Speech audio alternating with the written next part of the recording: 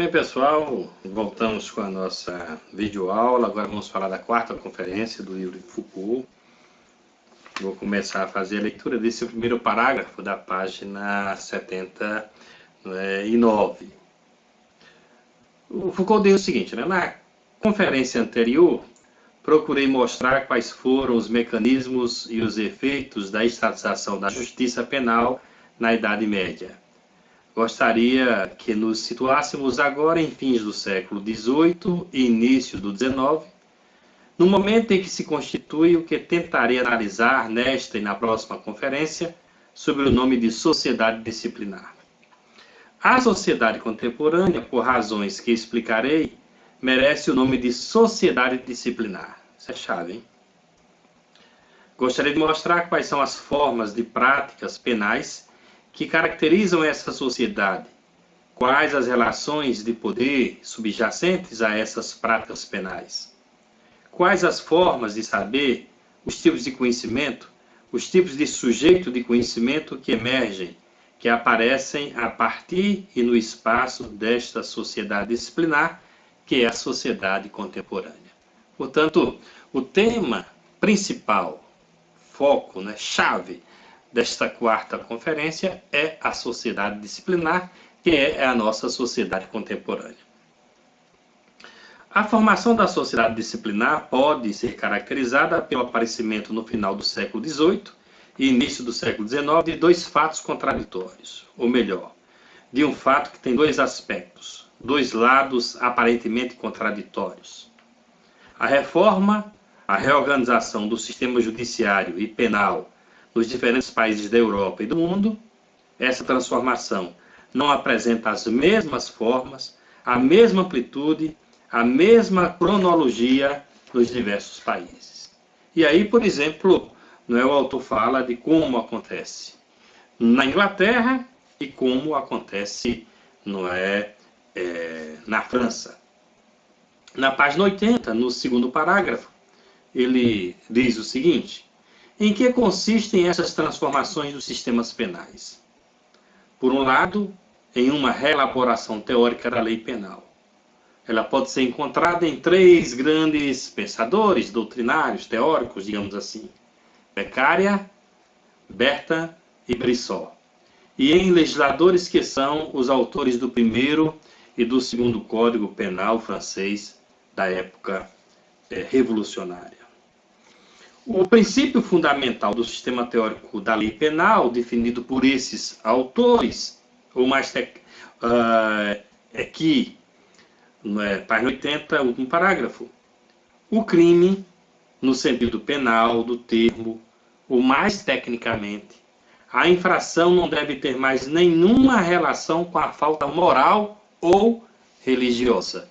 Então aí já há um corte. Já há uma ruptura com os elementos que determinavam o que era o crime e, claro,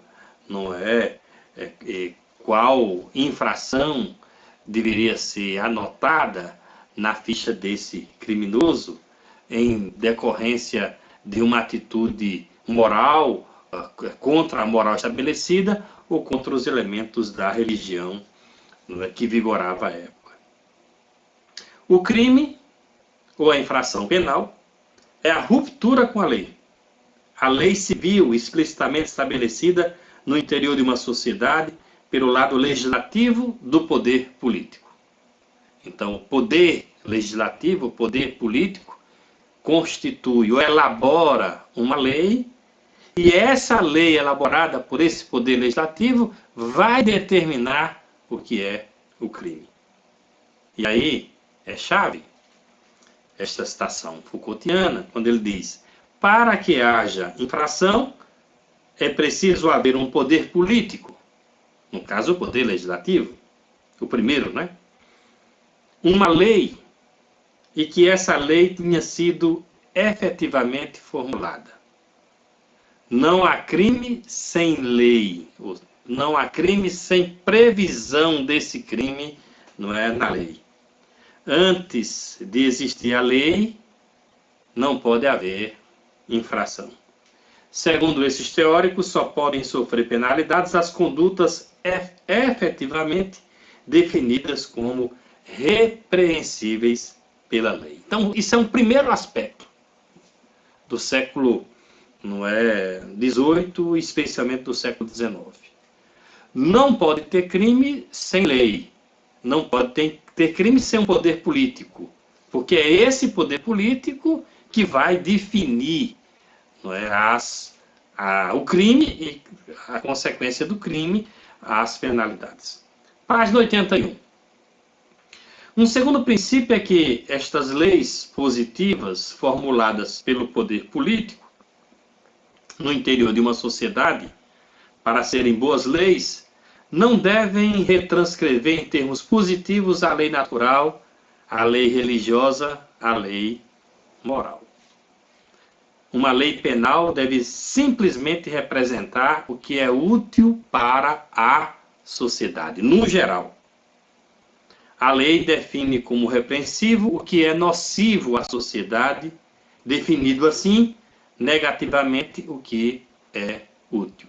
Então, o que importa é o valor que a sociedade estabelece de forma moral do que deve ser repreendido, ou do que deve ser analisado como, neste caso, infração ao próprio modo operandi ou à própria, ao próprio sistema jurídico que estabelece o que deve ser feito e o que não deve ser feito na sociedade. Terceiro princípio, se deduz naturalmente dos dois primeiros, uma definição clara e simples do crime. Página 81, segundo parágrafo. O crime não é algo aparentado como pecado ou como a falta. É algo que danifica a sociedade.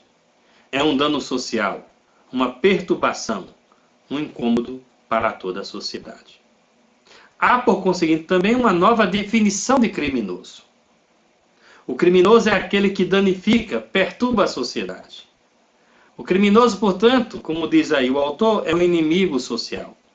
Encontramos isso muito claramente em todos os teóricos, como em Rousseau, que afirma que o criminoso é aquele que rompeu com o pacto social. Há identidade entre crime e a ruptura do pacto social. O criminoso é um inimigo interno.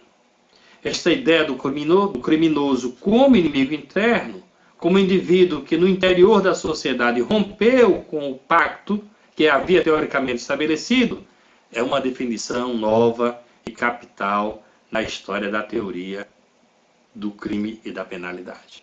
Por quê, Porque antes a pessoa danificava uma outra pessoa. Então, se ela cometia um crime contra outra pessoa. Ou, como nós vimos na terceira conferência, cometia um crime contra uma outra pessoa e contra o soberano ou contra o Estado. Agora, o criminoso, ele é um inimigo social, porque ele comete um crime contra a sociedade. E aí, último parágrafo da página 81. Se o crime é um dano social, se o criminoso é o inimigo da sociedade, como a lei penal deve tratar esse criminoso ou deve reagir a esse crime? Se o crime é uma perturbação para a sociedade, se o crime não tem mais nada a ver com a falta, com a lei natural, divina, religiosa, é claro que a lei penal não deve prescrever uma vingança ou uma redenção de um pecado. E aí, eu marquei aqui no livro, finalzinho da página 81, quando Foucault diz: a lei penal deve apenas permitir a reparação da perturbação causada à sociedade. E aí, vai se criando o sistema de reparação ou reparador da perturbação. A lei penal deve ser feita de tal maneira que o dano causado pelo indivíduo à sociedade seja apagado. Se isso não for possível, é preciso que o dano não possa mais ser recomeçado pelo indivíduo em questão ou por outro. A lei penal deve reparar o mal ou impedir que os males semelhantes possam ser cometidos contra o corpo social. E aí continua a leitura, porque essa leitura dessas páginas 82, 83, essas páginas, não é? Elas são importantes para a gente entender, não é, como foi sendo formulada essa nova configuração de crime e de criminoso, e como as ciências humanas, as ciências sociais, elas passaram a interferir nessa elaboração, não é, dos novos códigos, na compreensão do ser e do indivíduo. Daí decorrem, para esses teóricos, 4 tipos possíveis de punição. Primeira punição, expressa na afirmação: você rompeu com o pacto social, você não pertence mais ao corpo social, você mesmo se deslocou fora do espaço da legalidade. Nós o expulsamos do espaço social onde essa legalidade funciona. É a ideia encontrada frequentemente em Beccaria e Berta, de que, no fundo, a punição ideal seria simplesmente, não é, expulsar as pessoas, exilá-las, bani-las ou deportá-las. Não é? É o crime, desculpa, é a penalidade de deportação. Segunda possibilidade. A segunda possibilidade é uma espécie de exclusão no próprio local. Se o mecanismo não é mais de deportação material e transferência para fora do espaço social, mas o isolamento no interior do espaço moral, psicológico, público, constituído pela opinião. É a ideia das punições ao nível do escândalo, da vergonha, da humilhação de quem cometeu uma infração. Publica-se sua falta, mostra-se a pessoa ao público, suscita-se no público uma reação de aversão, de desprezo, de condenação. Esta era a pena. Beccaria e outros inventaram mecanismos para provocar vergonha e humilhação. Quando eu lembro disso aqui, eu lembro de um filme que eu assisti já faz um tempo, chamado A Letra Escarlate. Se vocês quiserem assistir depois, A Letra Escarlate. S mudo, Escarlate, SC, né? Que ali tem esse tipo de penalidade, né? Uma mulher cometeu adultério e ela foi julgada, né, adúltera, e foi colocada uma placa nela. E onde ela ia, ela andava com essa letra, né, que indicava que ela tinha cometido aquele crime, para provocar humilhação. Está no filme. A terceira pena é a reparação do dano social, o trabalho forçado. Ele consiste em forçar as pessoas a uma atividade útil ao Estado ou à sociedade, de tal forma que o dano causado seja compensado. Tem-se assim aquela teoria do chamado trabalho forçado. Em quarto lugar, a pena consiste em fazer com que o dano não possa ser novamente cometido, em fazer com que o indivíduo em questão ou os demais não possam mais ter vontade de causar à sociedade o dano anteriormente causado, em fazê-lo repugnar para sempre o crime que cometeram. E para obter esse resultado, a pena ideal, que se ajusta na medida exata, é a pena do talião, olho por olho, dente por dente. Mata-se quem matou, tomam-se os bens de quem roubou. Quem comete uma violação, para alguns teóricos do século XVIII, deve sofrer, não é, algo semelhante. Então nós vamos ter esses 4 tipos de penalidades, que, como vocês vão perceber, não farão sucesso, ou não vingarão, segundo as novas normas, não é, para as penalidades no século XIX. Eis, portanto, página 83, segundo parágrafo, uma bateria de penalidade: deportação, trabalho forçado, vergonha, escândalo público, né, e pena do talião. Projetos efetivamente apresentados, não somente por teóricos como Beccaria, mas também como Brissot, Le Peletier, de Saint-Ferguet, que participaram da elaboração do primeiro Código Penal revolucionário. Já se havia bastante avançado na organização da penalidade, centrada na infração penal e na infração a uma lei representando a utilidade pública. Todavia, deriva daí até mesmo o quadro das penalidades e o modo como são aplicadas. O sistema de penalidades. E aí o autor vai colocar no final da página 83 porque que de repente esses sistemas não deram certo. Final do 83. A deportação desapareceu bem rapidamente. O trabalho forçado foi geralmente uma pena simplesmente simbólica em sua função de reparação. Os mecanismos de escândalo nunca chegaram a ser postos em prática. a pena do talião desapareceu rapidamente, tendo sido denunciada como arcaica para uma sociedade que estava, não é, em vias de desenvolvimento. Esses projetos bem preciosos de penalidade foram substituídos por uma pena bem curiosa que Beccaria havia falado ligeiramente e que Brissot mencionava de forma bem marginal. Tratava-se agora do aprisionamento, ou seja, da prisão, ou não é, da pena que será paga em presídios, com tempos mínimos a tempos máximos. É aí onde aparece a prisão e o autor vai fazer toda uma discussão sobre a prisão. Página 84, aí no terceiro parágrafo. A prisão não pertence ao projeto teórico da reforma da penalidade do século XVIII. Surge no início do século XIX, como uma instituição de fato, quase sem justificação teórica. Não só a prisão, pena que efetivamente se generaliza no século XIX, não estava prevista no programa do século XVIII, como também a legislação penal vai sofrer uma inflexão formidável com relação ao que estava estabelecido na teoria.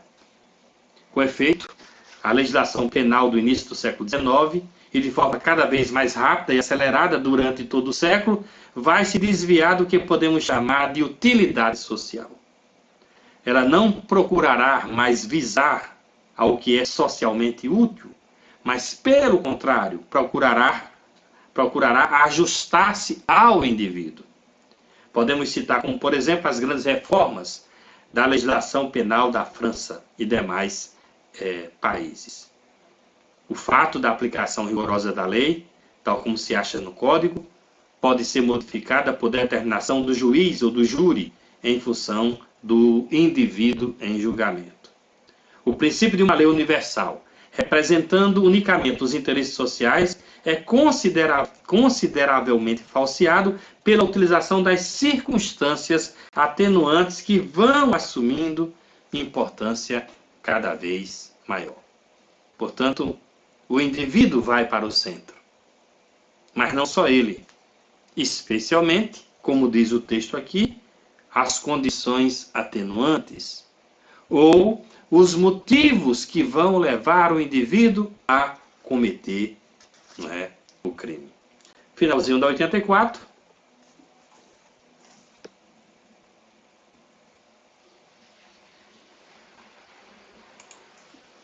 Finalzinho da 84. A penalidade do século XIX de maneira geral, cada vez mais insistente, tem em vista, isso é chave aqui na conferência, menos a defesa geral da sociedade que o controle e a reforma psicológica e moral das atitudes e do comportamento dos indivíduos. Aquilo que se pensava no século XVIII, do indivíduo que rompe o pacto social, que pensa a sociedade, que pensa o pacto social, agora, não é menos, como diz aí o início da página 85, a defesa geral da sociedade e mais uma reforma psicológica e moral das atitudes e do comportamento do indivíduo. Esta, página 85, ainda o primeiro parágrafo, é uma forma de penalidade totalmente diferente daquela prevista no século XVIII, na medida em que o grande princípio da penalidade para a Beccaria era o de que não haveria punição sem uma lei explícita e sem um comportamento explícito violando essa lei. Enquanto não houvesse lei, a infração explícita não poderia, enquanto não houvesse lei e infração explícita, não poderia haver punição. Este era o princípio fundamental de Beccaria. Século XVIII. Século XIX. Segundo parágrafo. Página 85. Toda a penalidade do século XIX passa a ser um controle, não tanto sobre o que fizeram os indivíduos, sobre o passado. Se isso que eles fizeram está em conformidade ou não com a lei. mas ao nível do que podem fazer, ou seja, do que são capazes de fazer, do que estão sujeitos a fazer, do que estão na iminência de fazer. Então veja que a penalidade do século XIX passa a ser um controle da possibilidade do crime acontecer.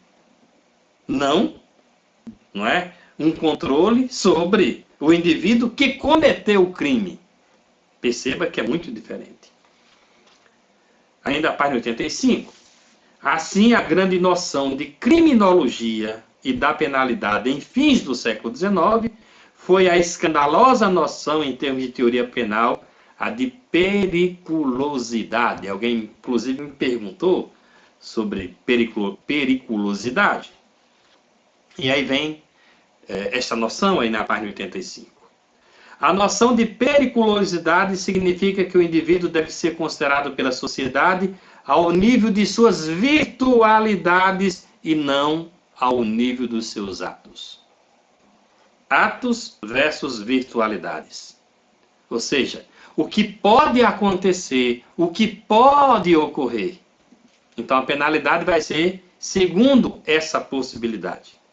Não ao nível das infrações efetivas, a uma lei efetiva, mas das virtualidades de comportamento que elas representam.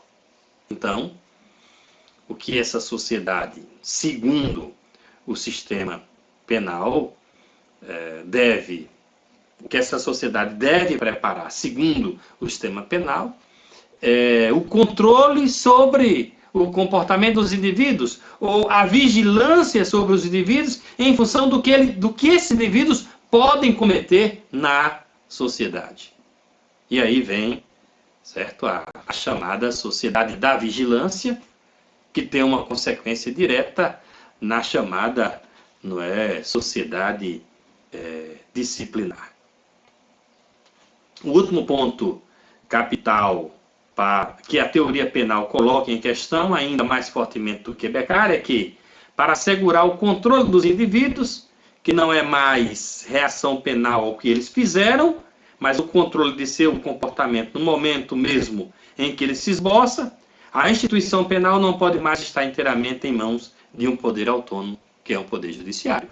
Ou seja, se o sistema vai ser modificado, se a legislação penal ela começa a ser modificada em função da virtualidade ou em função da possibilidade, percebam que não é apenas o ato, ou seja, o crime, não é apenas o criminoso, que é o indivíduo que comete o crime. Eu digo sempre, não é o depois. O depois é crime, criminoso, não é? Vai ser o antes. Vão ser o antes, uma palavra que apareceu aqui, os atenuantes, as condições, como nós vamos ver nesse texto. Daí, como diz aqui, a instituição penal, ela não consegue, segundo essa nova lógica, estar nas mãos apenas do poder judiciário. O poder judiciário vai ter que abrir mão desse total poder de definir penalidade, litígio, uma série de outras coisas, e vai dar lugar a outros campos do saber como campos importantes para definir, neste caso, o que deve ser, o que deve ser o ser, porque se elabora o sujeito, e o que deve ser a penalidade desse sujeito quando o ato ou quando a infração é cometida. O controle dos indivíduos, essa espécie de controle penal, está na página 86 no início, dos indivíduos ao nível de suas virtualidades, não pode ser efetuado pela própria justiça, mas por uma série de outros poderes laterais, a mais da justiça, como a polícia e toda uma rede de instituições de vigilância e de correção. A polícia para a vigilância, as instituições psicológicas, psiquiátricas, criminológicas, médicas, pedagógicas para a correção. E aí, não é uma mudança importante que nós vamos ter nesta sociedade disciplinar, que não é a sociedade que aposta na correção do indivíduo, na correção do ser. E claro, para que a correção do ser ocorra, é preciso chamar para esse conserto, entre aspas, se é a palavra mais bem utilizada, é melhor utilizar a palavra que o autor está utilizando. Correção, é preciso chamar essas outras instituições. É assim que no século XIX desenvolve-se em torno da instituição judiciária e para lhe permitir assumir a função de controle dos indivíduos ao nível de sua periculosidade, uma gigantesca série de instituições que vão enquadrar os indivíduos ao longo de sua existência. Instituições pedagógicas, como a escola, psicológica, psiquiátrica, como o hospital, o asilo, a polícia, etc, etc. Toda essa rede de um poder que não é judiciário deve desempenhar uma das funções que a justiça se atribui nesse momento. E aí, chave aqui nessa discussão, função não mais de punir as infrações dos indivíduos, mas também de corrigir as suas virtualidades. Ou seja, corrigir, certo, a possibilidade do ato possivelmente acontecer. Entramos assim na idade de que eu chamaria de ortopedia social. Trata-se de uma forma de poder, de um tipo de sociedade que classifico como sociedade disciplinar, por oposição às sociedades propriamente penais que conhecíamos anteriormente. Essa ortopedia social passa pelo controle social dos indivíduos. E aí, ainda na página 86, diz Foucault, entre os teóricos que há pouco citei, alguém de certa forma previu e apresentou como que um esquema dessa sociedade de vigilância da grande ortopedia social. Trata-se de Berta. Berta, ele vai dizer, peço desculpas aos historiadores da filosofia por essa afirmação, mas acredito que Berta seja mais importante para a nossa sociedade do que Kant, do que Hegel. Ele deveria ser homenageado em cada uma de nossas sociedades. Foi ele que programou, definiu e descreveu de maneira mais precisa as formas de poder em que vivemos e que apresentou um maravilhoso e célebre pequeno modelo dessa sociedade da ortopedia generalizada, o famoso panópticon. Alguém também me fez pergunta sobre o panóptico. O que era o panóptico? Como diz aí na página 87, no início. Uma forma de arquitetura que permite um tipo de poder do espírito sobre o espírito. Uma espécie de instituição que deve valer para a escola, hospitais, prisões, casas de correção, hospícios e fábricas. No início, esse panoptismo, o panóptico, a instituição panóptica, ela vai ser utilizada, como vai ser dito aí nessa página 87, na prisão. Um edifício, dentro do edifício, vamos dizer que ali você tem uma torre em forma de anel, em forma circular. Claro que nas extremidades desse edifício também tem vigilância, então você coloca um vigilante numa extremidade, numa outra extremidade, e o vigia que fica na torre circular. Certo? Então, esse vigia, ele consegue, certo, caminhando neste ângulo de 360 graus, observar todo, o espectro do edifício ou da prisão que ele está vigiando. Claro que nós vamos ter também, nessa construção panóptica, as estruturas em que os vigiados vigiam os vigiados. Portanto, as celas ou os corredores, os chamados pavilhões, eles são construídos porta com porta. para que um possa também vigiar o outro. E aí vai se estabelecendo nesta ortopedia social um chamado sistema de vigilância, em que nós temos o observador externo nas extremidades ou naquela torre circular e os observadores que são observados. Então, os que são observados por essas estruturas, né, de extremidades na torre passam também a observar os seus colegas observados. Então, o panoptismo, segundo a página 87, é uma forma de poder que repousa não mais sobre o inquérito, mas sobre algo totalmente diferente, porque vão ser criadas as chamadas estratégias de vigilância. E aí, por exemplo, nas escolas, as escolas serão construídas com janelas para que quem esteja dentro veja quem está fora, quem está fora veja quem está dentro.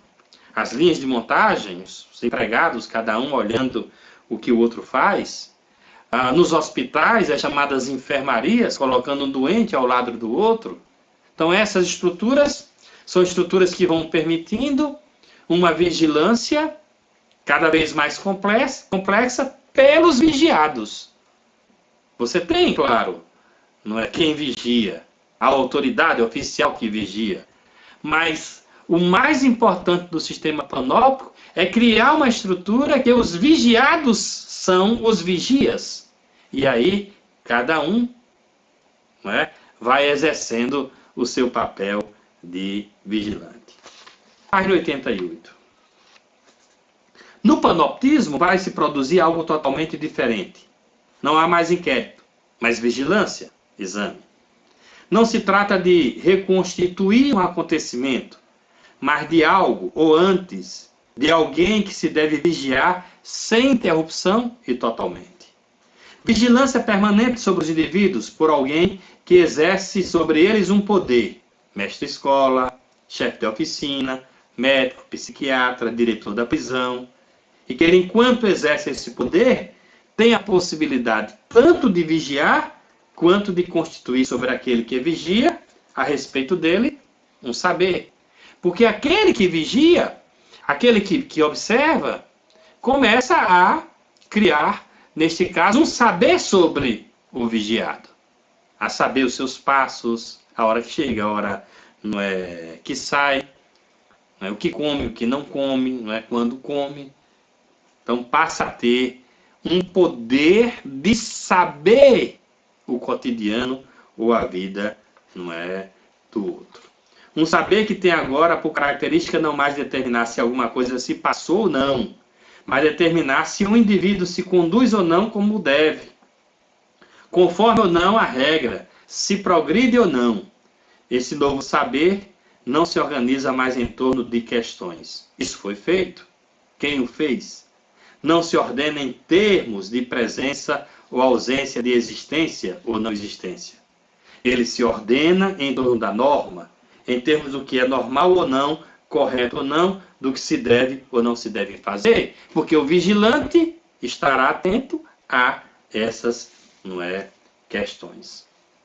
E aí o autor, ainda na página 88, eu estou lendo porque estou achando interessante, esses parágrafos da página 88, ele diz: tem-se, portanto, uma oposição ao grande saber do inquérito organizado na Idade Média, que tinha, especialmente como elemento importante o testemunho. Ele vai dizer, que aí no final deste penúltimo parágrafo, sobre a vigilância, ele vai dizer: esta é a base do poder, uma forma de saber poder que vai dar lugar não a grandes ciências de observação, como no caso do inquérito, mas ao que chamamos de ciências humanas. Porque elas é que vão deixar claro, vão explicitar por que o ser está se comportando daquela forma, ou qual a tendência do comportamento do ser, conforme os autos, de observação.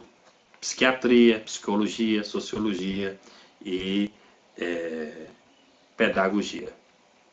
O autor coloca aí dois exemplos sobre o controle dos indivíduos.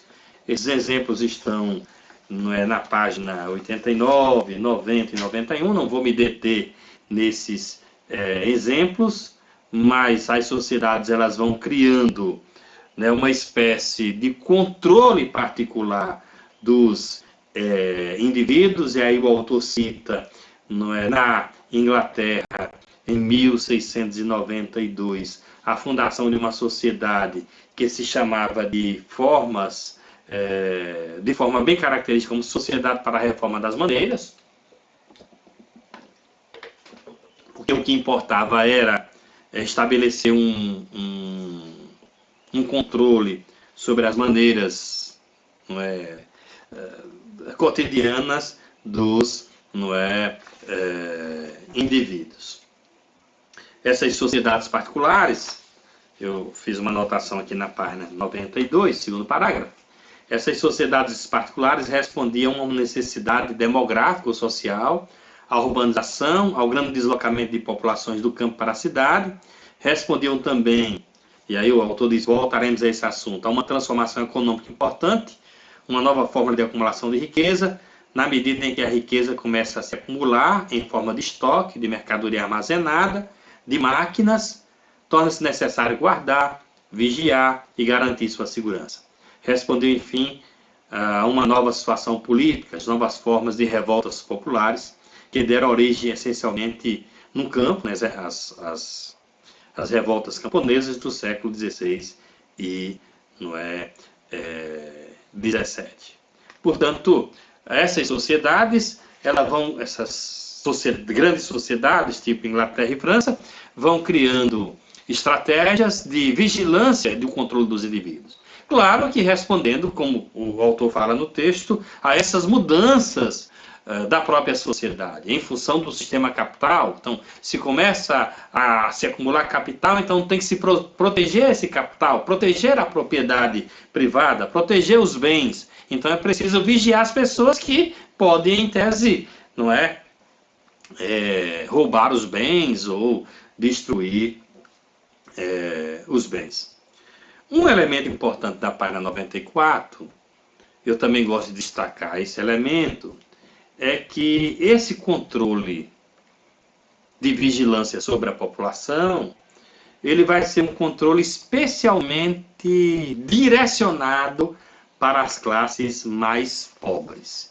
E aí tem uma citação na página 94, que é do bispo Watson, que pregava perante a sociedade para a supressão dos vícios. Ele vai dizer o seguinte: as leis são boas, mas infelizmente são burladas pelas classes mais baixas.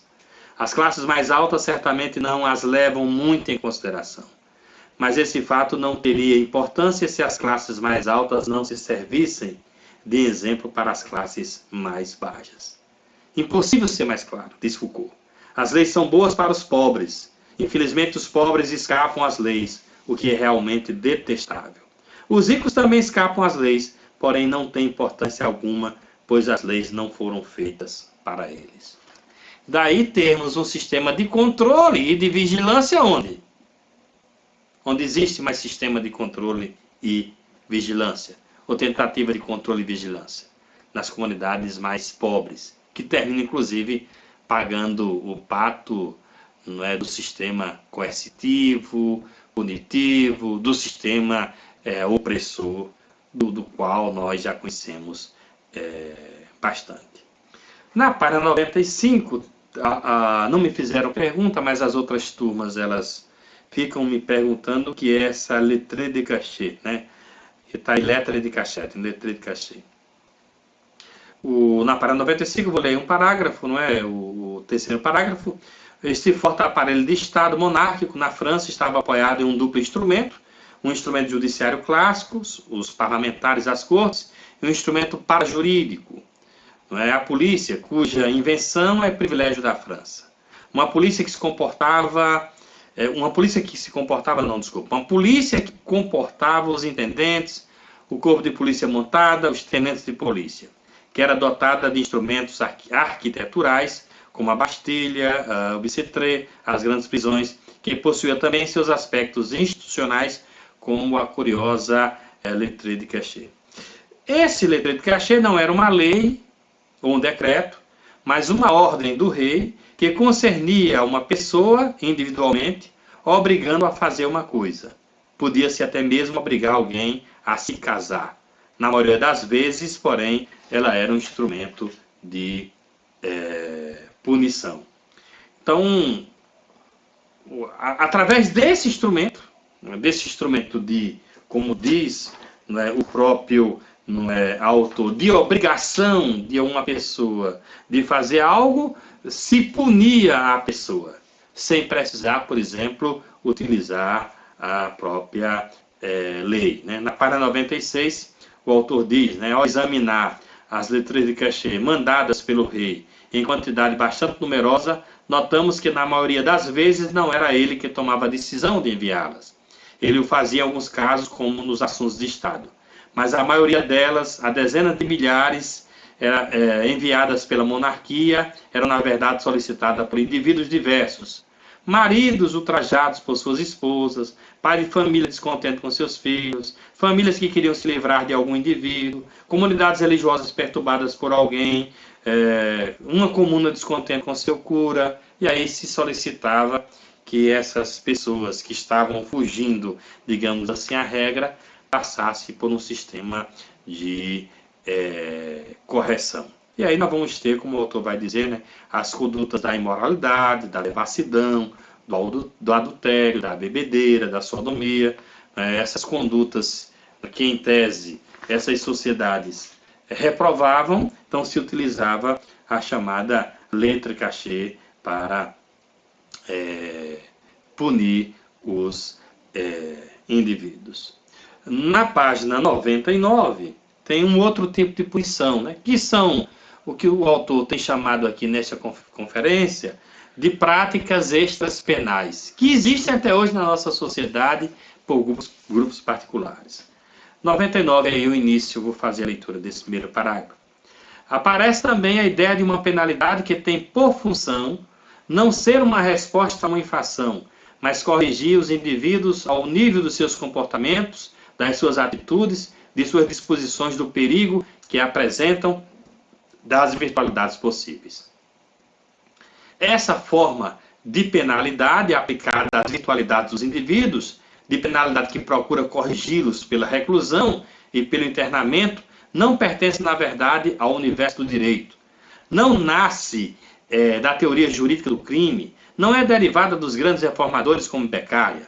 Essa ideia de uma penalidade que procura corrigir aprisionando é uma ideia policial, nascida paralelamente à justiça, fora da justiça, em uma prática de controles sociais ou em um sistema de trocas entre a demanda do grupo e o exercício do poder. E aí, essa questão, digamos assim, da prisão, em que quando o indivíduo fazia alguma coisa, deixava ele preso, até que ele se arrependesse.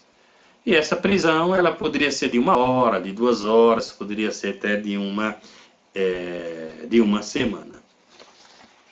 Na página 100,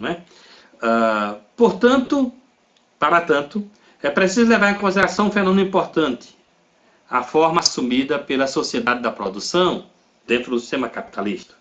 O que está na origem do processo que procurei analisar é a materialidade da riqueza. Na verdade, o que surge na Inglaterra no fim do século XVIII, muito mais do que na França com a lettre de cachet, de fato, o fato da fortuna, da riqueza se investir cada vez mais no interior de um capital que não é mais pura e simplesmente monetário.